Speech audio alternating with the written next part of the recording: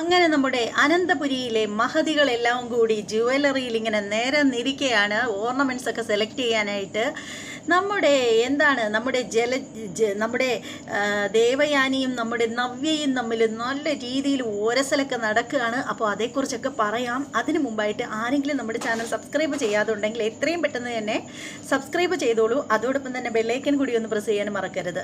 അങ്ങനെ പെണ്ണുങ്ങളെല്ലാവരും കൂടി ഇങ്ങനെ ഓർണമെൻറ്റ്സ് ഒക്കെ സെലക്ട് ചെയ്യുകയാണ്. അപ്പോൾ ആ സമയത്തിന് ഇരുന്നിട്ട് നമ്മുടെ കുറേ വളയൊക്കെ എടുത്ത് ഇങ്ങനെ ദേവയാനി ഇടുന്നുണ്ട്. അപ്പോൾ ആ സമയത്തിന് ആ വളയൊക്കെ കാണുമ്പോഴത്തേക്ക് നമ്മുടെ ജാനകി പറയാണ്, ഏട്ടത്തിക്ക് ആ വളയേക്കാൾ കുറച്ചുകൂടി നല്ലത് ഇതേ ഈ വളയാണ് എന്ന് പറഞ്ഞിട്ടൊരു വള കാണിച്ചു കൊടുക്കുകയാണ്.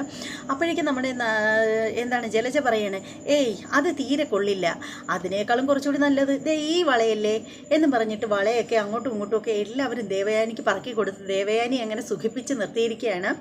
അപ്പോഴാണ് നമ്മുടെ നവ്യയും നയനയും കൂടി ഓർണമെൻറ്റ്സ് ഇങ്ങനെ സെലക്ട് ചെയ്യാനായിട്ട് ഇരിക്കുന്ന സമയത്തിന് നമ്മുടെ നവ്യയോട് നമ്മുടെ നയന പറയുകയാണ്, ദേ ചേച്ചി, ഞാൻ ചേച്ചിയോടൊരു കാര്യം പറയാം. ചേച്ചി വെറുതെ ആവശ്യമില്ലാതെ ഓരോന്നായിട്ട് പറക്കി കൂട്ടരുത്. നമുക്കൊന്നും സെലക്ട് ചെയ്യണ്ട. ശരിക്കും പറയുകയാണെങ്കിൽ നമ്മളിവിടെ വന്നത് അനാമികയ്ക്കുള്ള ഓർണമെൻറ്റ്സ് ഒക്കെ സെലക്ട് ചെയ്യാൻ വേണ്ടിയിട്ടല്ലേ, നമുക്കൊന്നും എടുക്കണ്ട. അപ്പോൾ ഉടനെ നവ്യ പറയണം, അതെന്താടി എടുത്താൽ, നമ്മളും അനന്തപുരിയിലെ മരുമക്കളല്ലേ, നമുക്കെടുത്താൽ എന്താ കുഴപ്പം, ഇവിടെ എല്ലാവരും സെലക്ട് ചെയ്യുകയല്ലേ, അപ്പം നമ്മുടെ ആവശ്യത്തിന് കൂടി നമുക്കെടുത്താൽ എന്താ. അപ്പോൾ ഉടനെ നയന പറയാണ്, എൻ്റെ ചേച്ചി എന്താ ഒന്നും മനസ്സിലാക്കാതെ സംസാരിക്കുന്നത്. ചേച്ചി ഇപ്പം തന്നെ നാഴികയ്ക്ക് 40 വട്ടം അനന്തപുരിയിലുള്ളവർ പറയുന്നത് എന്താണ്, അതായത് ദേവയാനിയും നവ്യയും അഭീരയൊക്കെ കാര്യമായിട്ടാണ് പറയുന്നത്, ജലചേരയൊക്കെ കാര്യമാണ്.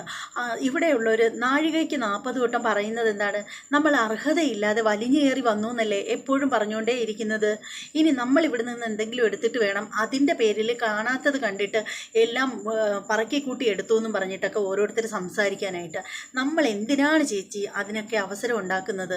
ചേച്ചി നമുക്ക് അർഹതയില്ലാത്തത് നമ്മൾ എടുക്കണ്ട എന്ന് പറയണ. അപ്പോൾ അത് കേൾക്കുമ്പോഴത്തേക്ക് നവ്യ പറയണം, എടി എൻ്റെ കാര്യം അങ്ങനെയെന്നെങ്കിലും പറയാം, പിന്നെ നിനക്കെടുക്കാനുള്ള അർഹതയുണ്ടല്ലോ, നീ ഡിസൈൻ ചെയ്തു കൊടുത്ത ഓർണമെൻറ്റ്സിൻ്റെ ഡിസൈൻസ്, നീ ചെയ്തു കൊടുത്ത ഡിസൈനൊക്കെ വെച്ചിട്ട് ഇവിടെ കോടികളല്ലേ ഇവർക്ക് ലാഭം ഉണ്ടായത്, എന്നിട്ട് നീ ഒന്നും മേടിച്ചിട്ടില്ലല്ലോ, അതുകൊണ്ട് നിനക്കെന്തുകൊണ്ട് എടുത്തുകൂടാ, എൻ്റെ കാര്യം അങ്ങനെ നിൽക്കട്ടെ.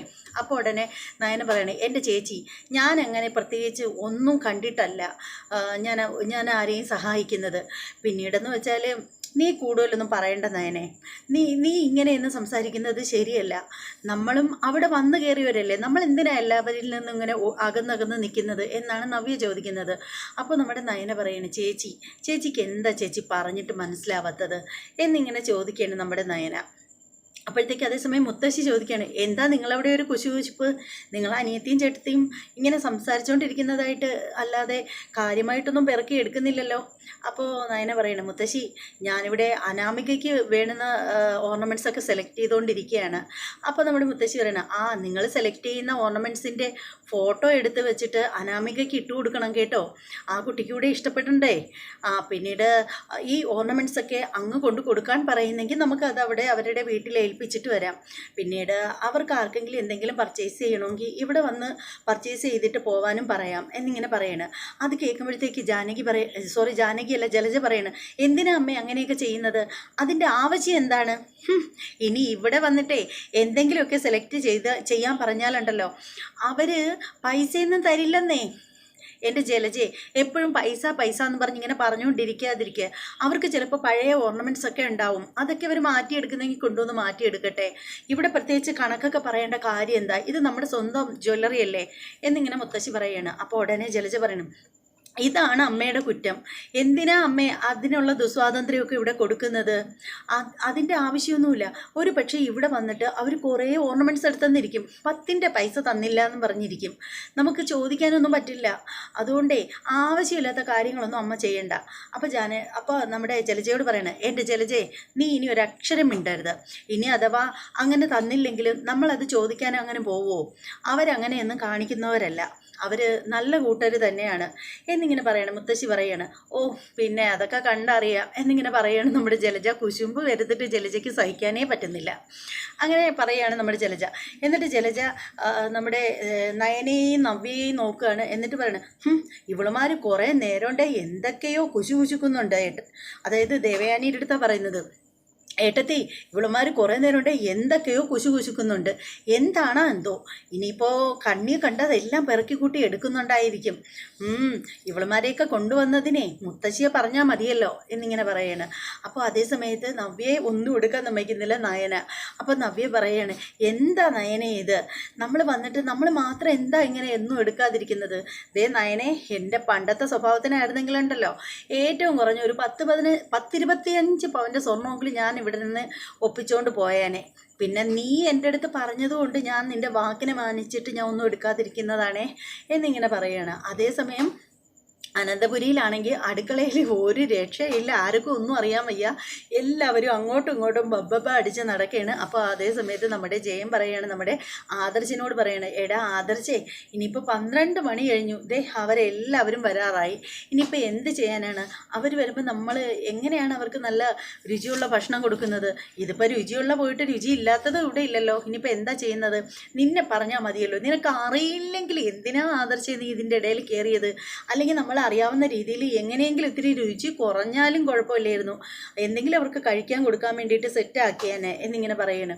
അപ്പോൾ അത് കേൾക്കുമ്പോഴത്തേക്ക് ആദർശ് പറയണം, നമുക്കിനി ഒരു വഴിയേ ഉള്ളൂ അച്ഛാ. ദേ ആ പിള്ള സാറിൻ്റെ അടുത്ത് ചെന്നിട്ട് അദ്ദേഹത്തോടൊന്ന് ഹെൽപ്പ് ചെയ്യാൻ പറയാം. അങ്ങോട്ട് ചെന്ന് പറ, നീ ചെന്ന് പറ, ഞങ്ങൾക്കാർക്കും വയ്യ എന്നിങ്ങനെ പറയുകയാണ് നമ്മുടെ ജയൻ. അപ്പോൾ നമ്മുടെ ആദർശ് പറയണം, മുത്തശ്ശൻ വിചാരിച്ചിരുന്നെങ്കിൽ ഈ പ്രശ്നത്തിന് ഒരു പരിഹാരം കാണാൻ പറ്റിയാനെ. പക്ഷെ മുത്തശ്ശനായിട്ട് പറയുന്നില്ല. അച്ഛൻ ഇപ്പം പറഞ്ഞ കണക്ക് എന്നെ അങ്ങ് ഇരുന്നാൽ മതി എന്നിങ്ങനെ പറയുകയാണ് ജയൻ. അങ്ങനെ ഇവരാണെങ്കിൽ ആകെ അങ്ങ് കൺഫ്യൂഷനിലായിട്ടിരിക്കുകയാണ്. അങ്ങനെ നേരെ അകത്തേക്ക് ചെല്ലുകയാണ് നമ്മുടെ ജയനും ആദർശും എല്ലാവരും കൂടി ചെയ്യുകയാണ്. അപ്പോഴത്തേക്ക് ഉടനെ തന്നെ നമ്മുടെ പിള്ള സാർ ചോദിക്കുകയാണ്, ഇവർക്ക് എന്നോട് എന്തോ പറയാനുണ്ട്, പക്ഷേ എന്തോ ആണെന്നറിയില്ല, പക്ഷേ ആരും എന്നോടൊന്നും ചോദിക്കുന്നുമില്ല, എന്താ കാര്യം എന്നിങ്ങനെ പറയണം. അപ്പോൾ ഉടനെ നമ്മുടെ ആദർശ് പറയണം, അത് മണി 12 അയ്യോ 12 പറഞ്ഞൊന്നും വിഷമിക്കണ്ട, എനിക്കിപ്പോൾ ഭക്ഷണമൊന്നും വേണ്ട, ഞാനേ ഉച്ചയ്ക്കൊരു സലാഡ് മാത്രമേ കഴിക്കാറുള്ളൂ, അല്ലാതെ ഞാൻ വേറെ ഭക്ഷണമൊന്നും കഴിക്കാറില്ല എന്ന് പറയുന്നു. അപ്പോൾ ഉടനെ ആദർശ് പറഞ്ഞു, അങ്ങനെയല്ല, ഇവിടെയുള്ള സ്ത്രീകളാരും ഇവിടെ ഇല്ല. അയ്യോ സ്ത്രീകളില്ലെന്നും പറഞ്ഞ് കുഴപ്പമൊന്നുമില്ല, എനിക്ക് ഭക്ഷണമൊന്നും വേണ്ട, അതോർത്തിട്ട് വിഷമിക്കുകയൊന്നും വേണ്ട എന്ന് പറയണം. അപ്പോൾ ജയം പറയണം, അയ്യോ അങ്ങനെയല്ല, ഇന്നത്തെ ദിവസം അച്ഛൻ സ്ത്രീകളെ എല്ലാം പുറത്ത് പർച്ചേസിങ്ങിനായിട്ട് വിട്ടോ, അപ്പോൾ ഇന്ന് ഞങ്ങൾ പുരുഷന്മാർ അടുക്കള ഏറ്റെടുക്കണമെന്നാണ് അച്ഛൻ പറഞ്ഞത്, പക്ഷേ ഇത്രയും നേരമായിട്ട് ഒന്നും പറ്റിയില്ല എന്ന് പറയണം. അപ്പോൾ ഉടനെ പറയണം, അയ്യോ അതെന്താ പറ്റാത്തത്? നിങ്ങളൊരു കാര്യം ചെയ്യും, ഇനി സമയമുണ്ടല്ലോ, പെട്ടെന്ന് തന്നെ ചെന്നിട്ട് എല്ലാവരും കൂടി ചേർന്ന് ഒന്ന് ആഞ്ഞു പിടിക്കുക, ഇപ്പം എല്ലാം റെഡി ആവും എന്നിങ്ങനെ പിള്ള സാറ് പറയുകയാണ്. പുള്ളിക്കാരന് ഒത്തിരി റെസ്റ്റോറൻറ്റും കാര്യങ്ങളൊക്കെ ഉള്ള ഒരു നല്ലൊരു അടിപൊളി ഷെഫാണ് അദ്ദേഹം. അങ്ങനെ അദ്ദേഹം പറഞ്ഞു കൊടുക്കുകയാണ്. അതേസമയം നമ്മുടെ അജയ് മാറി ചെന്നിട്ട് ദേവയാനിയെ ഫോൺ വിളിക്കുകയാണ്. ദേവയാനി ചോദിക്കുകയാണ്, സോറി ദേവയാനി അല്ല വിളിക്കുന്നത്, ദേവയാനി അങ്ങോട്ട് വിളിക്കുകയാണ്. എന്നിട്ട് ചോദിക്കുകയാണ്, അവിടെ എന്തായി ജയേട്ടാ എന്നിങ്ങനെ ചോദിക്കുകയാണ്. അപ്പോൾ ജയൻ പറയണം, ഇവിടെ എല്ലാം ആയി ദേവയാനി എന്ന് പറയണേ. എല്ലാം ആയോ? എല്ലാം ആയി. എന്നാലേ ഞങ്ങൾ പർച്ചേസിംഗ് ഒക്കെ കഴിഞ്ഞു, ഞങ്ങൾ ഇവിടെ നിന്ന് ഇറങ്ങാനായിട്ട് നിൽക്കണമെന്ന് പറയണ്. പെട്ടുപോയി പുള്ളിക്കാരൻ. അങ്ങനെ ദേവയാനി ഫോൺ വെച്ച് കഴിയുമ്പോഴത്തേക്ക് പറയണേ, എടാ നിൻ്റെ അമ്മ ഇറങ്ങാനായിട്ട് തുടങ്ങിയെന്നാണ് ഇപ്പോൾ പറഞ്ഞത്, ഇനിയിപ്പോൾ എന്ത് ചെയ്യും നമ്മൾ? അവരാകെ വിശന്നായിരിക്കും വരുന്നത്. അപ്പോൾ അഭി പറയണ, അങ്ങനെ എനിക്കൊരു കാര്യം ചെയ്യാം, പെട്ടെന്ന് ഭക്ഷണം എത്തണമെങ്കിൽ നമുക്ക് ഓൺലൈനായിട്ട് ബുക്ക് ചെയ്യാം, അങ്ങനെ നോക്കാം എന്നിങ്ങനെ പറയണ. അപ്പോൾ ഉടനെ തന്നെ നമ്മുടെ അജയൻ പറയണം, അയ്യോ അതെങ്ങനെ സാധിക്കാനാണ്, അച്ഛൻ അതിനൊന്നും സമ്മതിക്കില്ല, ഇനിയിപ്പോൾ എന്താ ചെയ്യുന്നത്?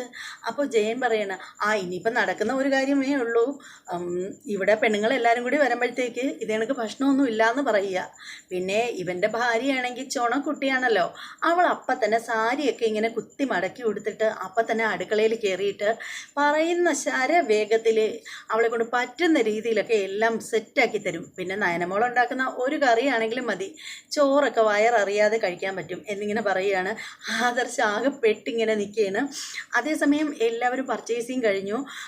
നമ്മുടെ കുറേ പേര് മുന്നോട്ട് വന്നിട്ടുണ്ട്, കുറേ പേരൊക്കെ നടന്നു വരുന്നതേ ഉള്ളൂ. അപ്പോൾ ആ സമയത്തിന് അവിടെ ഉണ്ടായിരിക്കുന്നത് നമ്മുടെ ജാനകിയും ജലജയും ദേവയാനിയാണ്. അപ്പോൾ ആ സമയത്ത് ജലജ പറയണേ, ഏട്ടത്തി കണ്ടില്ലേ, ഈ നവ്യയും നയനയും ഇത്രയും നേരമായിട്ട് ഇവിടെ വന്നിട്ടില്ല, അമ്മയും ഇല്ല. ഇവർ രണ്ടുപേരും കൂടെ ചേർന്ന് അമ്മയെ മണിയടിച്ച് എന്തൊക്കെയോ ഒപ്പിക്കുകയാണ് അവിടെ നിന്ന്.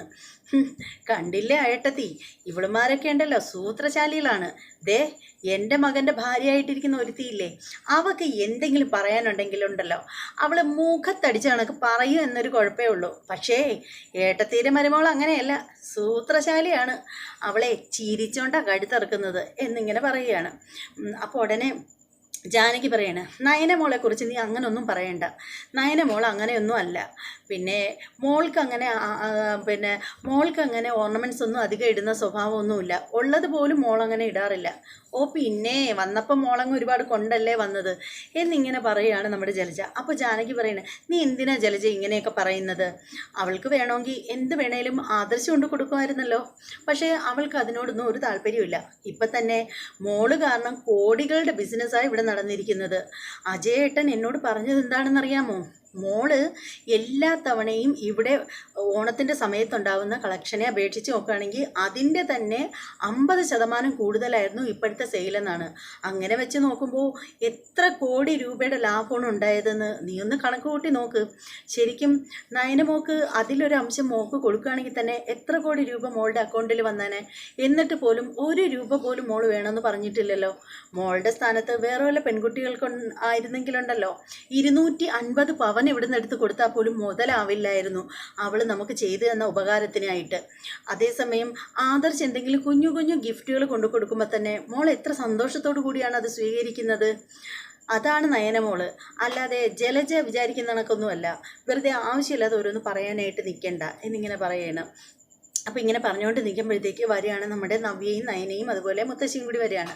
അപ്പോൾ വരുമ്പോഴത്തേക്ക് ഉടനെ ജലജ ചോദിക്കണം, അമ്മയെ മണിയടിച്ച് ഇവളൊക്കെ എന്തെങ്കിലുമൊക്കെ ഒപ്പിച്ചിട്ടുണ്ടാവും, അതിനായിരിക്കും അവിടെ പിടിച്ച് നിർത്തിയിട്ടുള്ളത് എന്ന് പറയണം. അപ്പോൾ ഉടനെ നവ്യ പറയണം, നമ്മുടെ ആരെടുത്താണ് പറയുന്നത്, നമ്മുടെ ജാനകിയുടെ അടുത്ത് പറയണം, അമ്മായി ഞാനേ ഒരു കമ്മൽ മേടിക്കാനായിട്ട് നിന്നതാണ്, എനിക്കൊരു കമ്മൽ കണ്ടപ്പോൾ ഇഷ്ടപ്പെട്ടു, അങ്ങനെ അമ്മ മേടിച്ച് തന്നു എന്നിങ്ങനെ പറയണം. ഓ ഇഷ്ടപ്പെടും, കാരണം നിൻ്റെ അച്ഛൻ അവിടെ നിന്ന് കുറേ പണം ഇവിടെ അങ്ങ് തന്നേച്ചിരിക്കുകയല്ലേ. അപ്പോൾ ഉടനെ നവ്യയുടെ മുഖമൊക്കെ അങ്ങ് മാറുകയാണ്. എടി നീ അമ്മയെ സോപ്പിട്ട് ഓരോന്ന് ഒപ്പിക്കാനാണ് നീ നിൻ്റെ അനിയത്തി ശ്രമിക്കുന്നതെന്ന് ഞങ്ങൾക്ക് നന്നായിട്ടറിയാം, അർഹിക്കാത്തടുത്ത് കയറി വന്നിട്ട് എന്നിങ്ങനെ പറയുമ്പോൾ മുത്തശ്ശി പറയും, ജലജേ തലമറന്ന് എണ്ണ തേക്കരുത്, നീ പലപ്പോഴും നിൻ്റെ സ്ഥാനവും നിലയും വിലയൊക്കെ നീ മറന്നു പോകുന്നു. ഇവർ ഈ കുടുംബത്തിലെ ആരാണെന്ന് നീ വല്ലപ്പോഴുമെങ്കിലും ഒന്ന് ഓർത്ത് നോക്ക് എന്നിങ്ങനെ മുത്തശ്ശി പറയുകയാണ്. ജലജ ആകെ ചമ്മി നാണം കെട്ടിങ്ങനെ നിൽക്കുകയാണ്. അതേ സമയത്ത് അവിടെ തകൃതിയായിട്ട് അടുക്കളയിൽ എന്ത് ചെയ്യണമെന്നറിയാതെ അങ്ങോട്ടോ ഇങ്ങോട്ടോ. അപ്പോഴത്തേക്ക് ഉടനെ തന്നെ പെട്ടെന്ന് തന്നെ ആദർശും അതുപോലെ അജയനും ജയനും എല്ലാവരും കൂടി മുത്തശ്ശനൊക്കെ ഇരിക്കുന്ന സ്ഥലത്തേക്ക് ചെല്ലുകയാണ്, ഹാളിലേക്ക് ചെല്ലുകയാണ്. അപ്പോൾ അവിടെ നമ്മുടെ പിള്ളസാറും ഒക്കെ ഉണ്ട്. അപ്പോൾ ആ പിള്ളസാറ് ചോദിക്കുകയാണ്, ഇവർക്ക് എന്നോട് എന്തോ പറയാനുണ്ട്, പക്ഷെ ഇവർ പറയുന്നില്ല, എന്താ കാര്യം എന്ന് പറഞ്ഞിട്ട് ചോദിക്കുകയാണ്. ഒന്നുമില്ല, അല്ലല്ല എന്തോ ഉണ്ട്, എന്താ ആദർശേ, എന്താണെങ്കിലും തുറന്ന് പറയേ എന്നിങ്ങനെ പറയുകയാണ്. അപ്പോൾ ഉടനെ തന്നെ നമ്മുടെ മുത്തശ്ശൻ പറയണം, എടോ ഇവർ പറയില്ല എന്നാൽ ഞാൻ പറയാൻ ഞാൻ തന്നോട് ഒന്നും ഒളിച്ചു വയ്ക്കുന്നില്ല. സത്യം പറഞ്ഞാലുണ്ടല്ലോ, ഇവിടുത്തെ പെണ്ണുങ്ങളെല്ലാവരും ഇന്ന് പർച്ചേസിങ്ങിനായിട്ട് പോയ സമയത്തിന് ഞാൻ പറഞ്ഞിട്ടുണ്ടായിരുന്നു, ഇന്ന് അവർക്ക് വേണ്ടുന്ന ഭക്ഷണം പുറത്തു നിന്ന് വരുത്തണ്ട, നമ്മൾ ആണുങ്ങൾ വെച്ചുണ്ടാക്കി കൊടുക്കുമെന്ന് പറഞ്ഞിട്ടുണ്ടായിരുന്നു. എല്ലാ തവണയും രാവും പകലും ഒക്കെ അവരല്ലേ നമുക്ക് വേണ്ടിയിട്ട് ഭക്ഷണം വച്ച് വിളമ്പി ഇങ്ങനെ കാത്തു കെട്ടിയിരുന്ന് തരുന്നത്, നമ്മൾ കഴിക്കുന്ന പാത്രം കഴുകുന്നതും ഒക്കെ. അപ്പോൾ ഇന്നത്തെ ദിവസം നമ്മൾ പെണ്ണുങ്ങൾക്ക് വിട്ടുകൊടുത്തിട്ട് നമ്മൾ അടുക്കളപ്പണി മുഴുവനും ചെയ്തിട്ട് അവർ കഴിക്കുന്ന പാത്രമൊക്കെ കഴുകി വെച്ച് ഇവിടെ നല്ല ജോളിയായിട്ട് നിൽക്കാമെന്നാണ് വിചാരിച്ചത്. പക്ഷേ ഈ ആദർശം ഉണ്ടല്ലോ എല്ലാം ഏറ്റെടുത്തു, ഒരുവിധം പകുതിയോളം കറക്റ്റായിട്ട് വന്നതാണ്. അപ്പോഴേക്കും ഉണ്ടല്ലോ എല്ലാം കൊണ്ട് അവൻ തന്നെ കുളമാക്കി. കാര്യം എങ്ങനെയാണെന്ന് അറിയാമോ? ഇവനാണെങ്കിൽ ഒരു മണ്ണാങ്കട്ടെ അറിയില്ല. ഇവൻ്റെ ഭാര്യയെ കൂട്ടുപിടിച്ചാണ് പാചകം ചെയ്തുകൊണ്ടിരുന്നത്. അവൾ ഫോണിൽ കൂടെ അവന് കമൻട്രി ആയിട്ട് പറഞ്ഞു കൊടുക്കും. ഇവൻ ഇയർബഡ്സ് വെച്ച് എല്ലാം കേട്ടുകൊണ്ടിരിക്കും. അങ്ങനെയാണ് ഇവൻ പാചകം ചെയ്തു വന്നത്. ഇടയ്ക്ക് പകുതി ആവാറായപ്പോഴത്തേക്കുണ്ടല്ലോ ഭാര്യയും ഭർത്താവും കൂടി ഓടാക്കി പിരിഞ്ഞു. അപ്പോൾ നയനമോള് അതിൻ്റെ ബദലായിട്ട് ഫോണും എടുത്ത് ഓഫാക്കി വെച്ചു. അതിനുശേഷം ഇവനൊന്നും ചെയ്യാൻ അങ്ങോട്ടും ഇങ്ങോട്ടും ഒന്നും അറിയാൻ പാടില്ല. അങ്ങനെ ഇവൻ ഇങ്ങനെ നമ്മളെ എല്ലാവരെയും കൂടി പറയിക്കാനായിട്ട് ഇങ്ങനെ ഇരിക്കുകയാണെന്ന് പറയുന്നത്. അപ്പോൾ ഉടനെ തന്നെ നമ്മുടെ പിള്ള പറയുകയാണ്, അയ്യോ അടുക്കള പണിയിൽ നമ്മൾ ഒരിക്കലും പിന്നോട്ട് പോകാനേ പാടില്ല. നമ്മളുണ്ടല്ലോ കുറച്ച് മുന്നോട്ട് നിൽക്കണം. എൻ്റെ ഒരു അനുഭവം വെച്ചിട്ടാണെങ്കിൽ ഏതൊക്കെ റെസ്റ്റോറൻറ്റിൽ ചെന്നാലും ഹോട്ടലുകളിൽ ചെന്നാലും സ്റ്റാർ ഹോട്ടലുകളിൽ ചെന്നാലും എവിടെ ചെന്നാലും സ്ത്രീകളെക്കാൾ കൂടുതൽ അവിടെ അടുക്കളയിൽ പെരുമാറുന്നത് പുരുഷന്മാരാണ് അവിടുത്തെ ഷെഫായിട്ട് നിൽക്കുന്നത് അത്രയും. അപ്പോൾ അത്രത്തോളം ഉണ്ട് പുരുഷൻ്റെ പാചകം എന്ന് പറയുന്നത്. നളപാചകം എന്നൊക്കെ കേട്ടിട്ടില്ലേ? എന്തായാലും ഇവിടെ പെണ്ണുങ്ങൾ വരുമ്പോഴത്തേക്കുണ്ടല്ലോ നല്ല രീതിയിൽ ഭക്ഷണം കൊടുക്കണം. അവരെ എന്തായാലും ഒരു തരത്തിലും നമ്മൾ ആണുങ്ങൾക്ക് നാണക്കേടുണ്ടാക്കാൻ സമ്മതിക്കരുത്. നിങ്ങൾ വാ, നമുക്ക് എല്ലാവർക്കും കൂടി ഒന്ന് ആഞ്ഞു പിടിക്കാം. അപ്പോഴത്തേക്കുണ്ടല്ലോ ഇവിടുത്തെ സ്ത്രീകൾ വരുമ്പോൾ എല്ലാം സെറ്റാവും. എല്ലാവരും എനിക്കൊപ്പം വാ എന്ന് പറഞ്ഞിട്ട് നമ്മുടെ പിള്ള അങ്ങോട്ടേക്ക് ചെല്ലുകയാണ്. അങ്ങനെ പിള്ളേരെ കൂടെ എല്ലാവരും കൂടെ പുറകെ ചെല്ലുകയാണ്. അങ്ങനെ പിന്നെ കാണിക്കുന്നതെന്ന് വെച്ചാൽ കാറിൽ പെണ്ണുങ്ങൾ വന്നുകൊണ്ടിരിക്കുകയാണ്. മുത്തശ്ശി കണ്ണാടിയൊക്കെ വെച്ചിട്ടിരിക്കുകയാണ്. നയനെ നവ്യ എല്ലാവരും കറുത്ത കണ്ണാടിയൊക്കെ വെച്ചിട്ട് അന്തന്മാരെ കണക്ക് ഇങ്ങനെ ഇരിക്കുകയാണ്. വണ്ടിക്കകത്ത് ഇങ്ങനെ ഇരിക്കുകയാണ്. അങ്ങനെ അവരിങ്ങനെ വന്നുകൊണ്ടേ ഇരിക്കുകയാണ്. അപ്പോൾ അതേ സമയത്ത് അടുക്കളയിൽ തകൃതിയായിട്ട് പച്ചക്കറി കട്ട് ചെയ്യുന്നു. അതുപോലെ തന്നെ എന്തൊക്കെയോ ഇളക്കുകയോ പിടിക്കുകയൊക്കെ ചെയ്യുന്നു നമ്മുടെ പിള്ള. അതുപോലെ ഓരോരുത്തരും ഓരോ ജോലിയായിട്ട് അവിടെ ഏറ്റെടുത്ത് ചെയ്യാണ്. ടേബിളിൻ്റെ പുറം നിറച്ച് പച്ചക്കറി കൊണ്ട് ഇങ്ങനെ എന്താ പറയുന്നത്, കാണാൻ തന്നെ ഒരു കല. അത്രയ്ക്ക് പച്ചക്കറി കൊണ്ട് ഇങ്ങനെ നിരത്തി വെച്ചിരിക്കുകയാണ്. അങ്ങനെ അവിടെ പാചകം തകൃതിയായിട്ട് നടന്നുകൊണ്ടേ ഇരിക്കുകയാണ്. അപ്പോൾ പിന്നീട് കാണിക്കുന്നതെന്ന് പറഞ്ഞാൽ പാചകമൊക്കെ കഴിഞ്ഞു. അങ്ങനെ നമ്മുടെ പിള്ളയോട് ഒരുപാട് താങ്ക്സ് ഒക്കെ നമ്മുടെ മുത്തച്ഛനും അതുപോലെ അവിടെയുള്ള ഓരോരുത്തരായിട്ട് പറയുകയാണ്. അതേ സമയത്തുണ്ടല്ലോ കാറ് വന്ന് ഇങ്ങനെ നിൽക്കുകയാണ്. നമ്മുടെ അനന്തപുരിയുടെ മുന്നിൽ കാറ് വന്ന് നിൽക്കുകയാണ്. 2 കാറിൽ നിന്നായിട്ട് പെണ്ണുങ്ങളെല്ലാവരും ഇറങ്ങുകയാണ്. അപ്പോൾ ആ സമയത്ത് ഇറങ്ങുമ്പോൾ തന്നെ നമ്മുടെ മുത്തശ്ശി പറയുന്നുണ്ട്, നല്ല ഒരു മണം അടിക്കുന്നുണ്ട്. ഇത് ഈ വീട്ടിൽ നേരത്തെ അടിക്കുന്ന കണക്കുള്ള മണമൊന്നുമല്ല, ഇതൊരു പ്രത്യേക തരം മണമാണല്ലോ. അപ്പോൾ ഈ ആണുങ്ങൾക്കൊക്കെ നന്നായിട്ട് ചെയ്യാൻ അറിയാമായിരുന്നോ? ആഹാ, ആദർശ് മോശക്കാരനല്ലല്ലോ അപ്പോഴ്. അപ്പോൾ നയനെ പെട്ടെന്ന് ഇങ്ങനെ ഇറങ്ങിയിട്ട്, നല്ല മണം അടിക്കുന്നുണ്ടല്ലോ, അതെങ്ങനെ ആദർശമായിട്ട് സാധിച്ചെടുത്തു?